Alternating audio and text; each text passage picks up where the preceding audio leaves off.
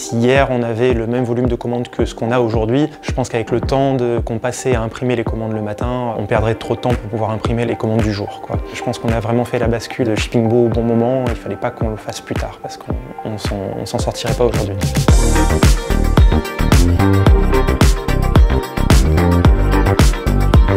C'est une société que j'ai montée à Grasse dans le 06 il y a 3 ans et demi. On vend du matériel pour la fabrication de la bougie. Notre savoir-faire principal, c'est le parfum, puisqu'on fabrique les parfums dans l'entreprise de mon père. Mon père a monté son entreprise de création de parfums il y a 50 ans avec son propre père qui était chimiste et qui avait fait toute sa carrière dans des grandes parfumeries de l'époque. Notre plus grande plus-value, c'est vraiment ce savoir-faire lié au parfum, à la qualité de nos parfums et bien sûr au rapport qualité-prix, puisqu'on les fabrique directement, ce qui nous permet d'être hyper concurrentiel sur des produits de grande qualité.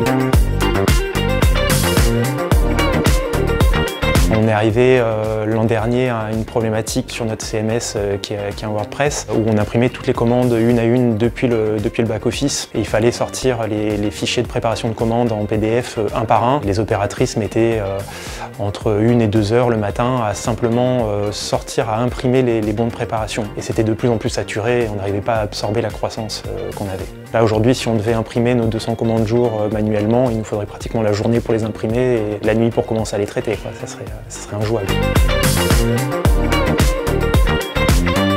Shippingbo a été assez intuitif pour les équipes. On peut même pas dire qu'il y a eu vraiment formation, quoi. C'est juste été ça marche comme ci, ça marche comme ça, tu cliques là et tu as tous tes bons de préparation qui sortent, il n'y a plus qu'à les scanner. La formation a été très rapide pour les équipes.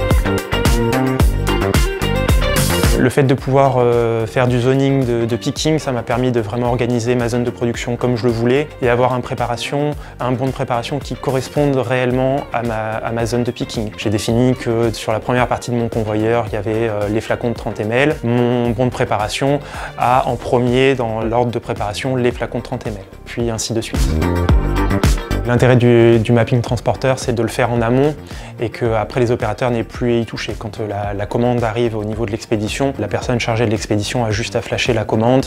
L'étiquette sort toute seule, que ce soit de l'Europe ou de l'international, de la Suisse, de l'Angleterre ou n'importe quel autre pays.